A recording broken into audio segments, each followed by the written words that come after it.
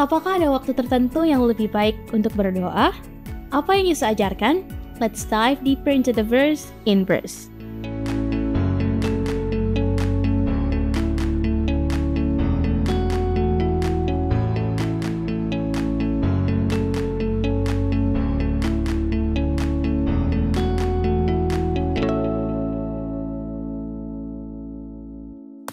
Selamat datang pada diskusi Alkitab Pemuda Inverse, dan kita sudah masuk kepada episode ke-9 dari seri pelajaran Kembali ke Mesbah dengan judul Kehidupan Mesbah Yesus sebagian yang kedua, dan kita akan belajar dari Lukas pasalnya yang ke-6.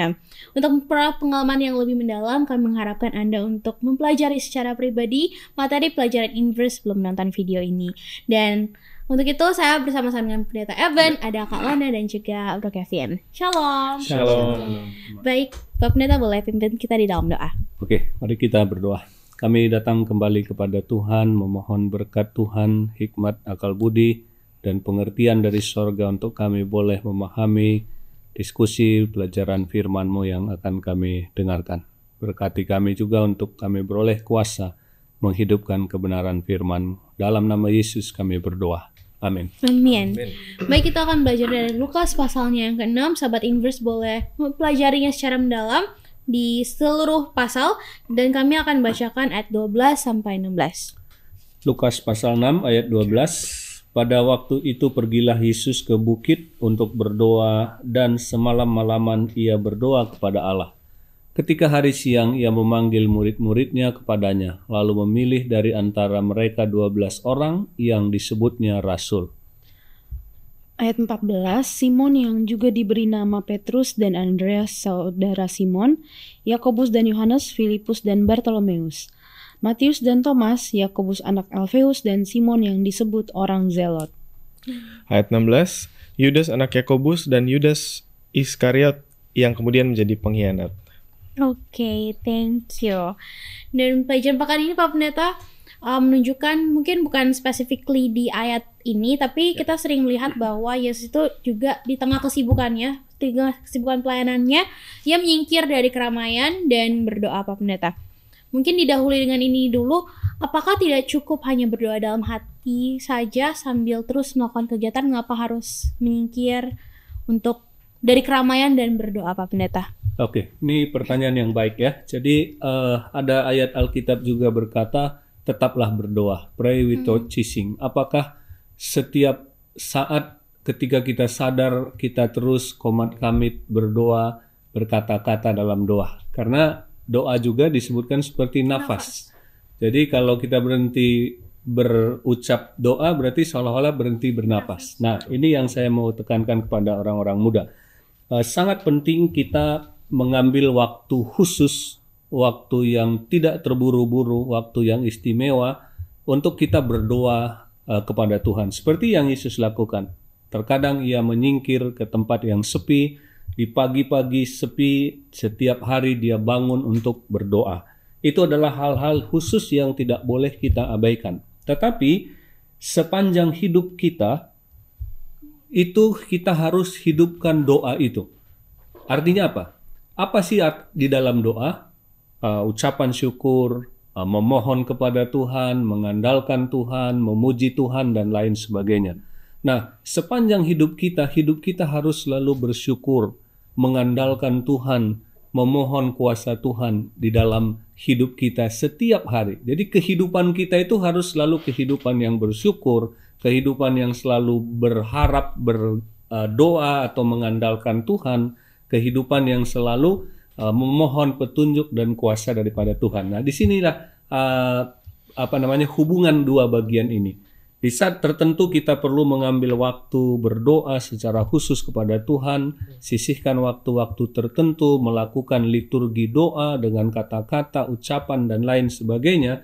Tetapi ketika kita melakukan kesibukan-kesibukan kita seperti ini, hati yang selalu bersyukur, hati yang selalu mengandalkan Tuhan, hati yang selalu berserah kepada Tuhan, itu harus selalu hidup dalam kehidupan kita. Makanya disebutkan doa itu seperti nafas yang nggak boleh berhenti. Hidup kita harus selalu bersyukur, mengandalkan Tuhan, berharap kepadanya, dan juga bagian-bagian lain daripada doa. Nah, itu yang penting kita pahami. Bro Kevin dan Kalana ada sharing? Oke, baik. Setuju sekali dengan yang dibilang sama Pendeta Eben tadi barusan ya. Bagaimana kita tetap istilah kata setiap detik ya kita berdoa ya, istilah selalu seperti nafas gitu. Nah, mungkin saya ingin menarik kembali kejadian waktu Yesus juga memilih ke-12 muridnya ya. Itu dia mengasingkan diri dulu, terus dia berdoa sama Tuhan kan. Walaupun kita tahu sendiri pada akhirnya Yudas itu berkhianat ya. Tapi itu cerita lain. Yang intinya adalah di sini Tuhan itu menyerahkan hidupnya kepada Bapa di surga untuk menentukan bahkan untuk menentukan pilihan-pilihannya gitu. Nah, kembali lagi kepada kita. Ketika kita dihadapkan dengan kasus yang case dalam kehidupan kita yang cukup besar gitu, bagaimana kita akan memilih suatu hal untuk yang menentukan nasib kita. Disitulah pentingnya kita mengusukan diri, kita mengasingkan diri kita sendiri, entah itu dalam kamar, entah itu di mana, untuk memfokuskan diri kita tuh hanya kepada Tuhan dan berdoa, menanyakan apa yang baik buat kita, keputusan-keputusan yang nantinya akan kita jalani, apakah andil Tuhan sehingga kita bisa menjalankan keputusan kita tersebut, kurang lebih seperti itu. Amin. Kalau dari aku ya sebagaimana yang kita tahu biasanya hubungan kita dengan Tuhan itu selalu digambarkan seolah-olah seperti seperti sebuah pasangan ya, relationship-nya. Jadi dimana kalau pasangan itu membutuhkan waktu untuk hanya berdua, ya kan, deep talk kalau zaman sekarang anak muda bilang, untuk saling bertukar pikiran supaya saling mengerti, bisa saling mengenal lebih dalam, ya kan. Nah, begitu juga kita dengan Tuhan kita. Makanya Tuhan menginginkan agar kita mengeset waktu, bukan menyisakan waktu ya. Betul. Tapi benar-benar kita mengeset waktu khusus untuk berdoa pribadi kepada Tuhan, sebagaimana kita lihat banyak tokoh-tokoh Alkitab yang membuat waktu khusus untuk berdoa seperti Henokh, Daniel dan lain-lain. Karena ketika kita berdoa secara personal kepada Tuhan, seperti tadi yang sudah dikemukakan sama Kevin, jadi semua masalah-masalah kita, pergumulan-pergumulan kita, sekecil apapun keputusan-keputusan yang kita harus ambil dalam hidup kita, itu bisa kita ceritakan secara terbuka, secara langsung kepada Tuhan. Karena kalau misalkan ada orang lain, pasti akan ada aja hal yang kita tahan, ya kan. Jadinya makanya Tuhan sangat berharap agar kita ini bisa memberikan waktu khusus untuk Tuhan, supaya kita juga bisa mempunyai hubungan yang lebih erat lagi dengan Tuhan. Amin. Amin. Baik, Amin. sebelum kita masuk kepada pengalaman Yesus di yang sering berdoa semalaman ya Pak Pendeta, mungkin Pak Pendeta boleh ceritakan dulu sedikit latar belakang dari Lukas pasal 6 ini Pak Pendeta. Ya, jadi Lukas pasal 6 ini beberapa cerita memang disebutkan di sana, bagaimana Yesus, maksud saya murid-murid Yesus memetik gandum pada hari Sabat, kemudian Yesus menyembuhkan orang pada hari Sabat, dan juga nanti kita dapati ada satu pengajaran Yesus yang terkenal di pasal ini tentang ucapan bahagia. Nah, hal yang menarik dari cerita-cerita ini bagaimana seringkali ajaran yang Yesus ajarkan itu sangat bertentangan, kontroversi dengan tradisi, budaya, dan ajaran orang Yahudi pada waktu itu, di mana pada hari Sabat orang Yahudi Farisi sangat strict dengan berbagai aturan sehingga Sabat itu menjadi beban. Tetapi Yesus kemudian katakan pada waktu murid-muridnya mengambil gandum itu hanya untuk kebutuhan mereka,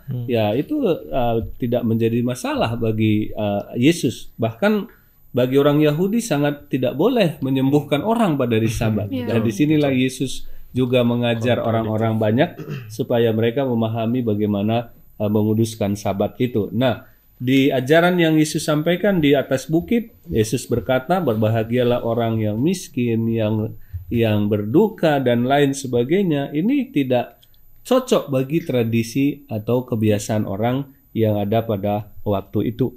Nah, tapi hal yang menarik tadi sudah kita singgung tentang kehidupan mesbah daripada Yesus, bahwa di saat dia menghadapi sebuah rencana dan hal yang amat besar, ia mengambil waktu berdoa secara khusus, bahkan semalam-malaman dikatakan. Jadi Yesus itu sedikit-sedikit berdoa, kita ini sedikit berdoa. Yesus itu sedikit makan, tapi kita ini sedikit-sedikit makan ya.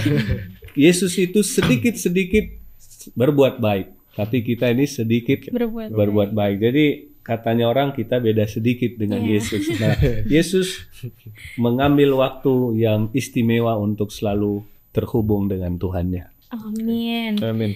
Baik, Pak Pendeta tadi mention juga bahwa Yesus sering sedikit-sedikit berdoa gitu kan, sedikit-sedikit berdoa, dan Yesus sering berdoa semalaman.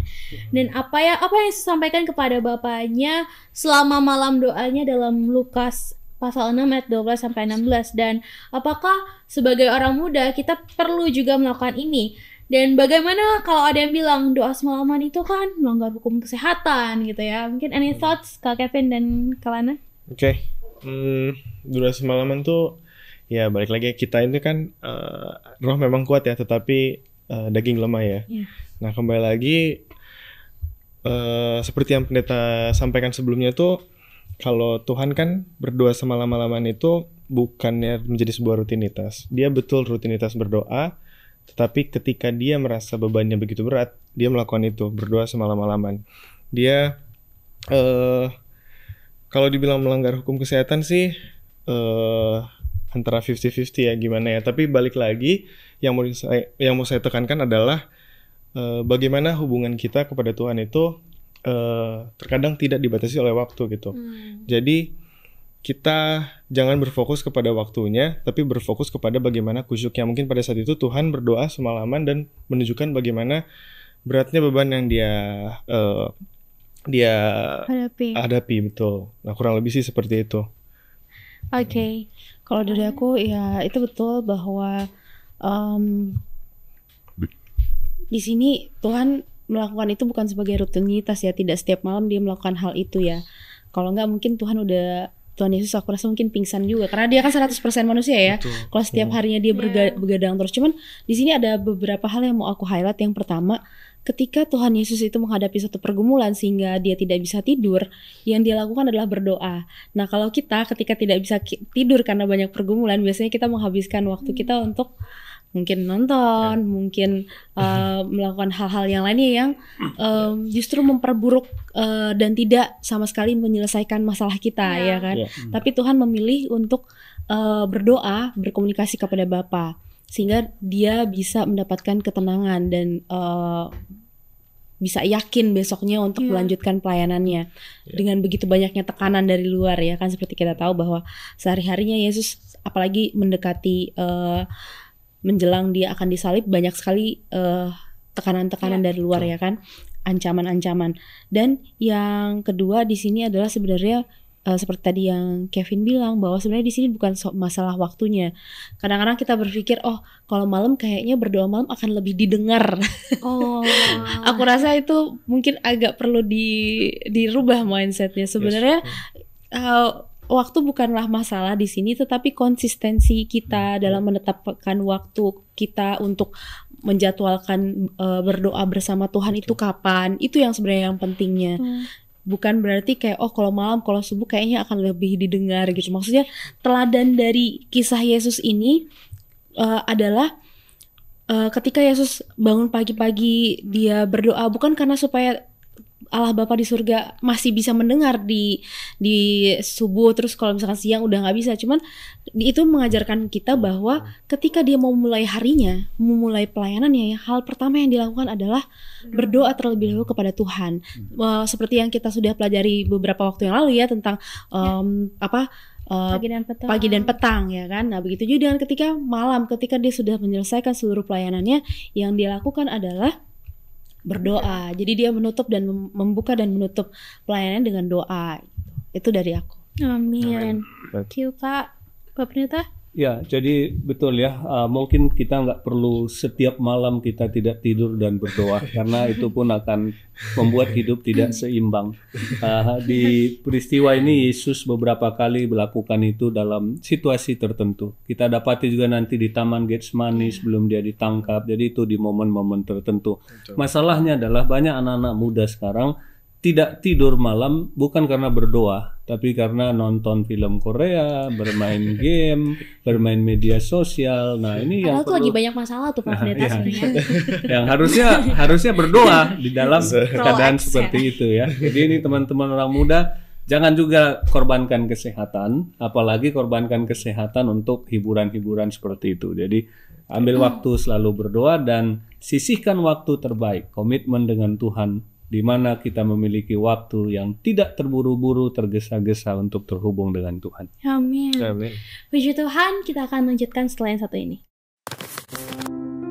Bosen, ngantuk, malas, nggak ngerti. Apakah kata-kata ini keluar ketika kamu mendengar kata Bible Study? Belajar Alkitab harusnya menjadi suatu hal yang menyenangkan.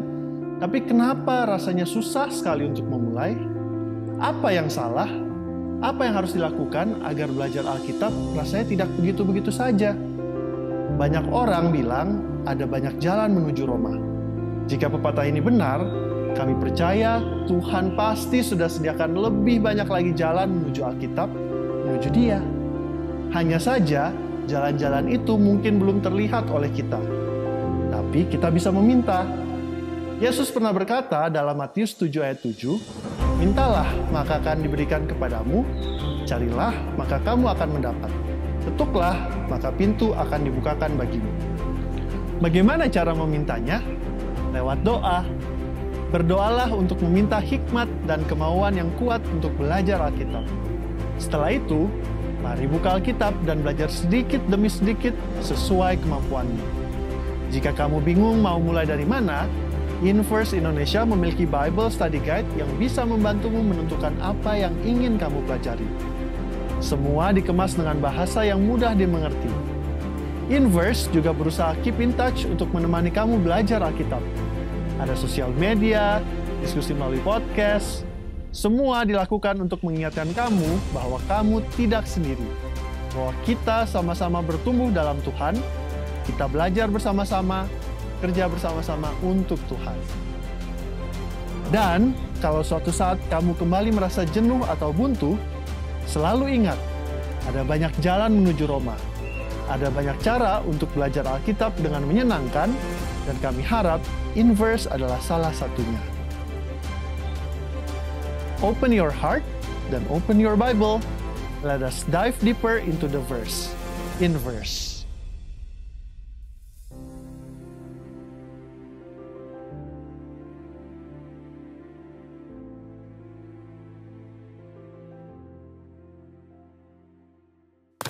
Oke, terima kasih Sobat Inverse untuk tetap bersama-sama dengan kami.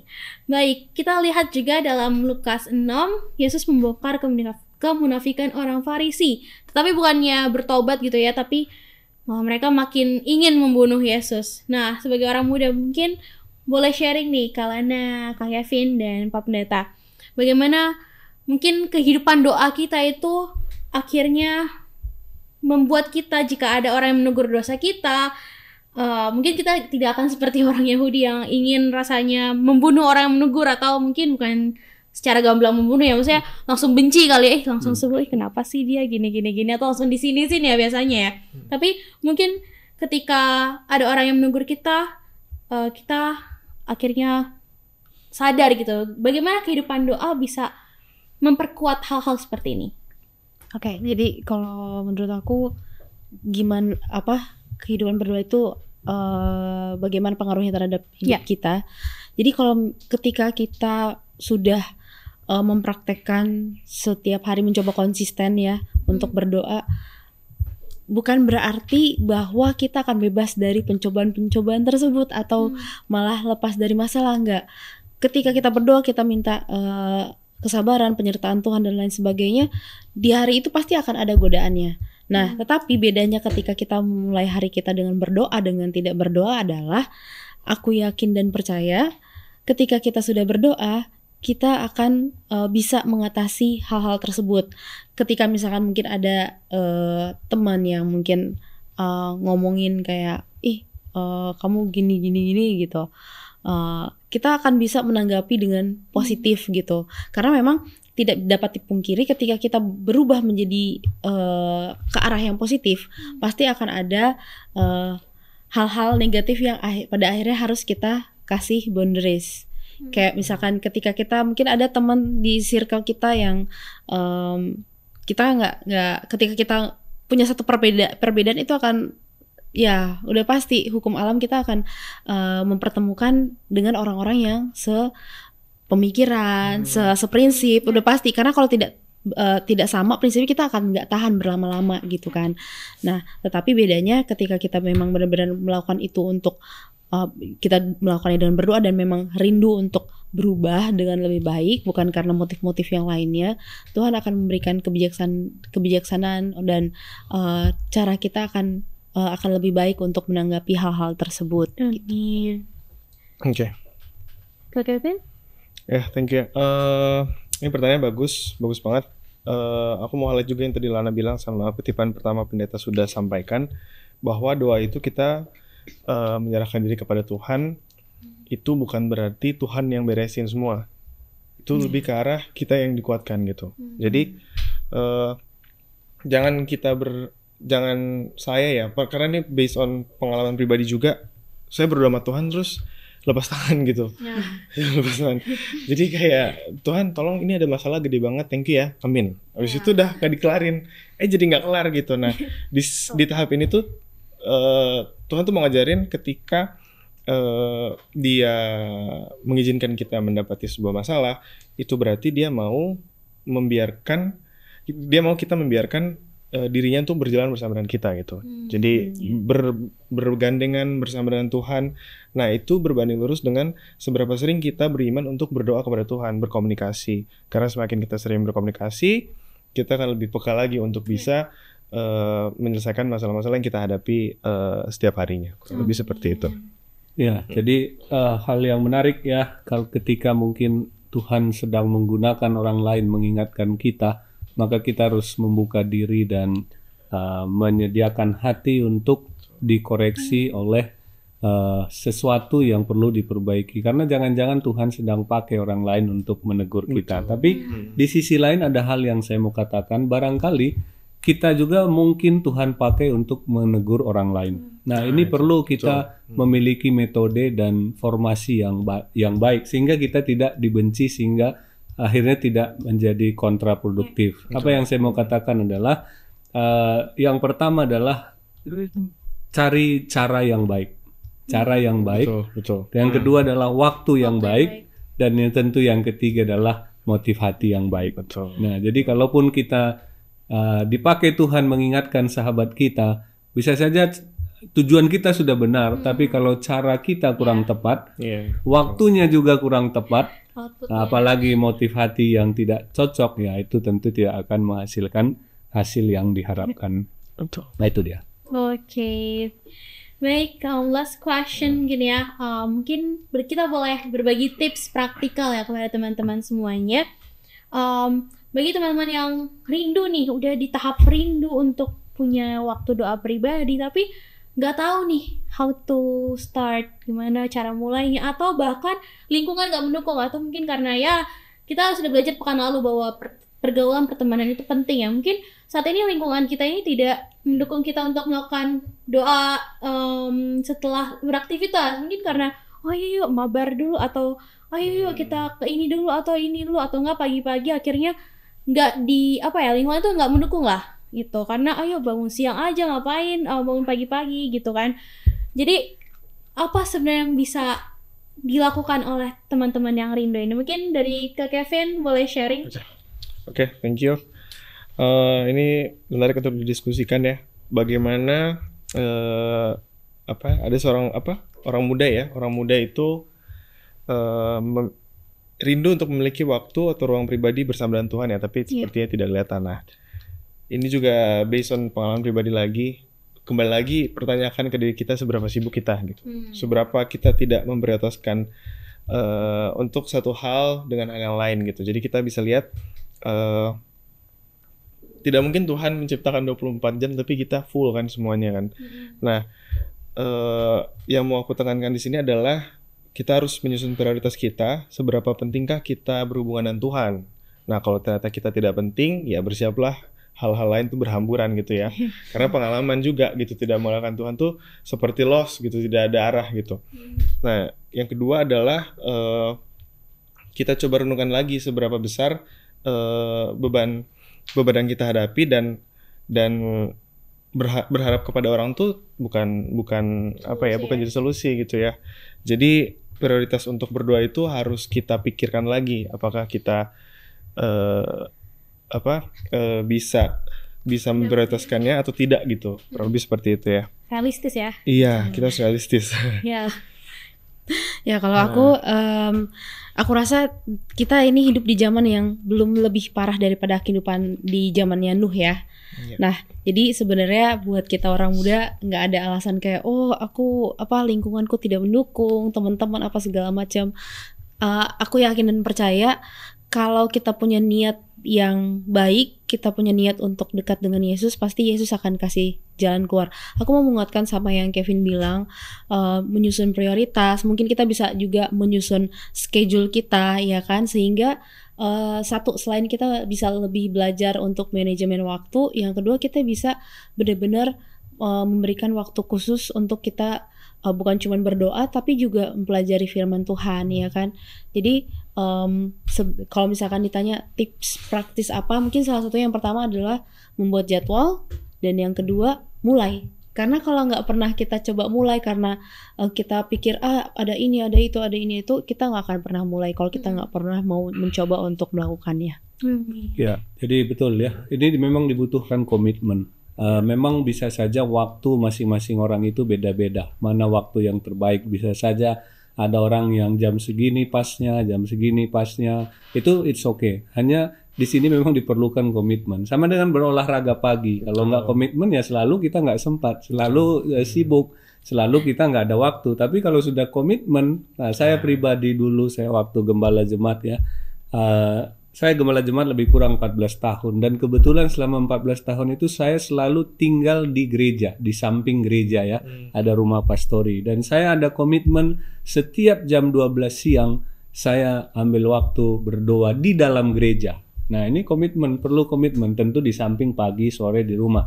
Jadi siang hari itu kalau kebetulan hampir pasti saya selalu usahakan saya masuk ke gereja sendirian dan saya bertelut di sana berdoa, dan saya punya kesaksian banyak list doa saya yang Tuhan jawab. Termasuk salah satu yang saya doakan selama lebih kurang 8-9 tahun, salah satu anggota keluarga kami, supaya Tuhan bawa kembali ke dalam kebenaran, Tuhan bawa ke dalam kebenaran sampai dia kemudian beristirahat. Jadi ini komitmen, perlu bagaimana kita mengatur waktu kita untuk terhubung dengan Tuhan. Amin. Tentukan prioritas dan komitmen supaya kita punya lebih banyak hubungan dengan Tuhan ya.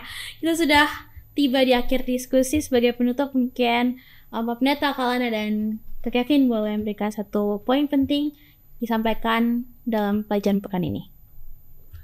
Oke, jadi teman-teman orang muda sekali lagi buatlah jadwal khusus yang tidak bisa diganggu oleh apapun. Waktu yang terbaik yang teman-teman orang muda bisa sisihkan, bukan sisihkan ya, komitmenkan untuk terhubung dengan Tuhan melalui doa pribadi dan percakapan dengan Tuhan secara khusus. Amin. Kalau dari aku mungkin usahakan untuk segera melakukan perubahan kehidupan berdoa kita. Karena berdoa itu adalah satu hal yang penting, itu adalah salah satu alat komunikasi kita kepada Tuhan. Amin. Oke. Kalau dari saya, jadikanlah Tuhan yang pertama, maka Anda tidak akan pernah jadi yang terakhir. Amin. Baik, kalian boleh pimpin di dalam doa. Baik, mari kita sama-sama berdoa.